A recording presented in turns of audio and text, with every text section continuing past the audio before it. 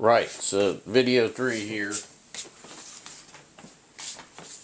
hanging out with you guys talking about insulations because it's going to be winter. I think it's going to be a cold one this year, guys. So if you do not have proper proper clothing and kit to handle very cold weather, you should do your best to try to get some, okay? Even for sleeping in the house. I have what's called a bed tent. Yeah, they make them, bed tent. I've got a bed tent. My house is old. It's over a couple centuries old. I don't believe there's any insulation in these walls. But anyway, I got a bed tent, and all of my bedding is wool. I don't know, I probably got about 10 or 12 wool blankets. And we'll talk a little bit about wool blankets too. I mean, we're gonna just talk about all this stuff because we want to be warm, right? So we left off talking about probably the world's best sleeping bag for non-backpackable condition, right? In this case, we're talking about Arctic and subarctic and Antarctic climates. I mean, we're very, very cold, right? Right? Talking 50 below Fahrenheit, 60 below Fahrenheit, and colder, right? And the world's best, in my opinion, sleeping bag is the Wiggy's Antarctic double bag. Because they have the Antarctic bag, and then you have an extra bag that you can get to go on the outside, an over bag. That combo is rated at minus 80 Fahrenheit, and Mr. Wigato, that's the owner of the company, he says that those are real world ratings, that they have been tested at those temperatures. Okay. They do have a minus 20 bag, which some people, you get mixed reviews on that bag. The Ultima Thule, I think they call it. But see, one thing that we have to remember as well is that no insulation no insulation warms you. You warm yourself. It all comes down to you, your core, right? What I'm drinking this hot coffee, and this hot coffee is going inside, and my body is metabolizing and blah blah blah, all that scientific garbage, right? And burning fat creates heat, and so you want to eat a lot of carbs and stuff like that when it's cold, because when you're eating carbs, it's burning, creating a lot of heat, okay? Basically, your insulations are mitigating heat loss. So if you're a skin and bones woman,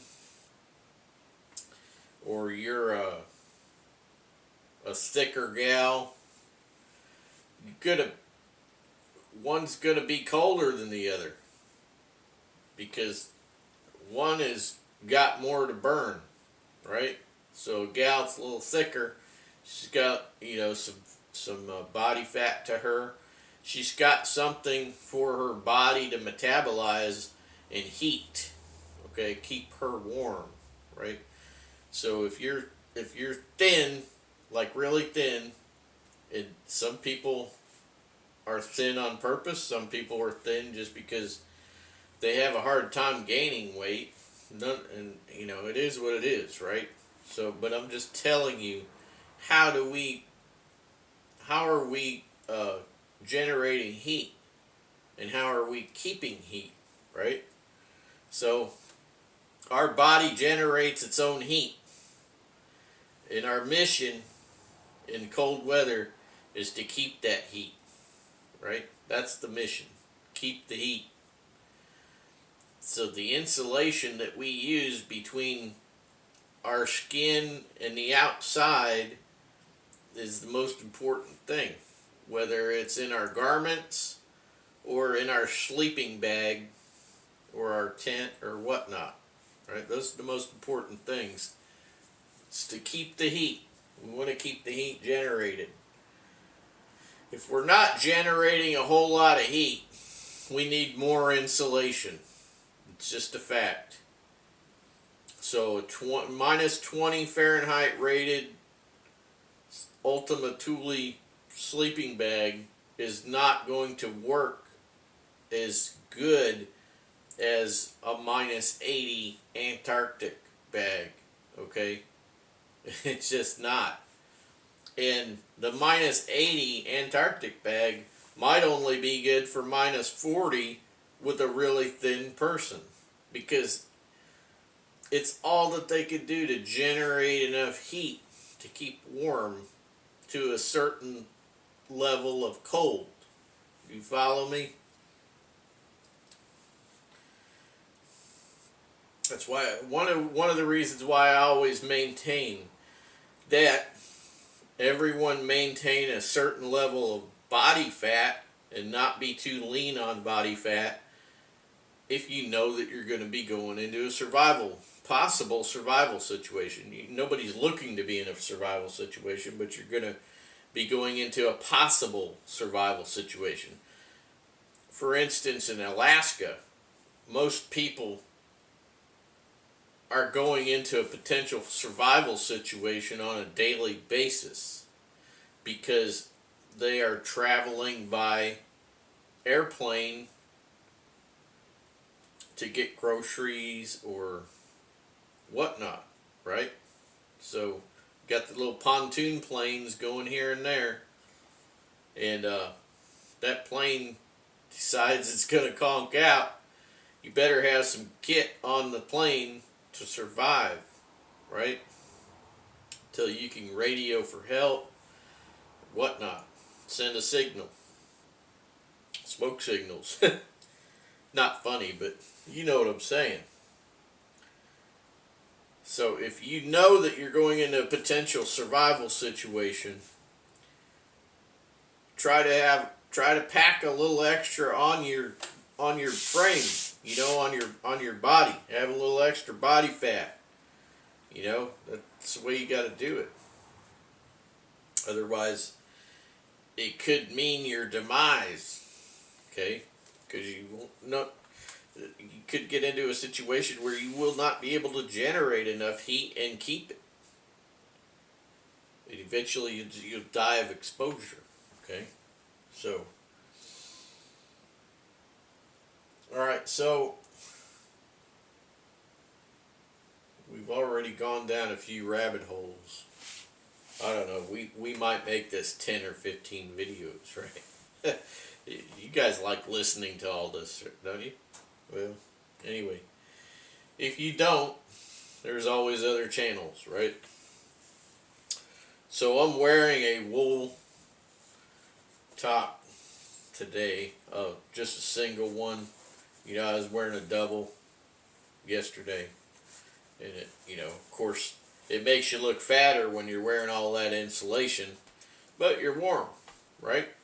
So it's not this is not a fashion show. It's about keeping warm. And yeah. So I was nice and toasty. I wasn't too flattering, I looked back on the video, because I watched the video to make sure that, everything is pretty much what it needs to be. Nothing's ever perfect. I don't edit these videos because, number one, I don't know how to edit. Don't have the software, don't have the time. But But anyway, so in the winter time and in the autumn and the winter, I generally am wearing something with wool. As winter goes on, there'll be more wool. Now, why do I like wool so much? I like wool so much because, first of all, it's a natural product and it lasts practically forever. You can wear it out through rough use and so on, but a lot of times stuff just lasts for generations, right? So over here on my whiteboard, I've got all this stuff. Wool. Okay, one thing about wool is it can be waterlogged. Wool can be waterlogged, and the water will drain out pretty quickly, you know, to be honest with you.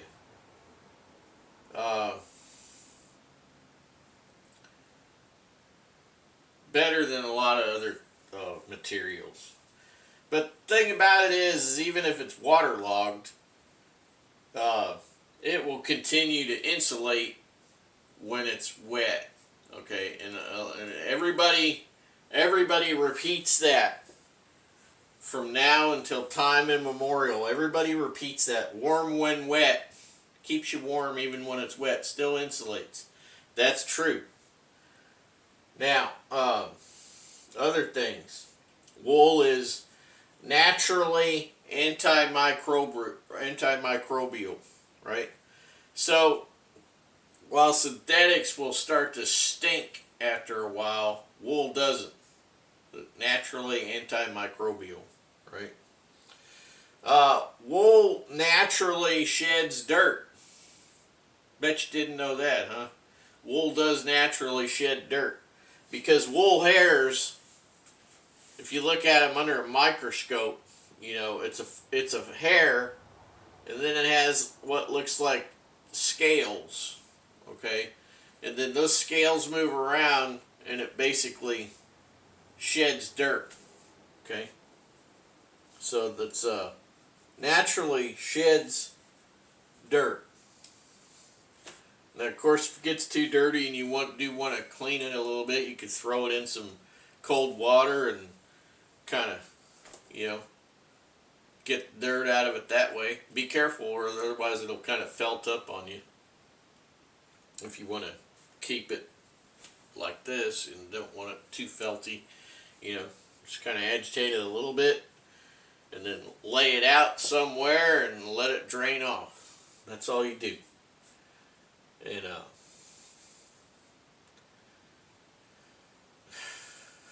wool is flame retardant, but to make it more flame retardant and practically fireproof, you want to take some lanolin, 100% pure lanolin, and you want to warm it and you want to work it into the fiber of the wool. You want to re-lanolize your wool garment.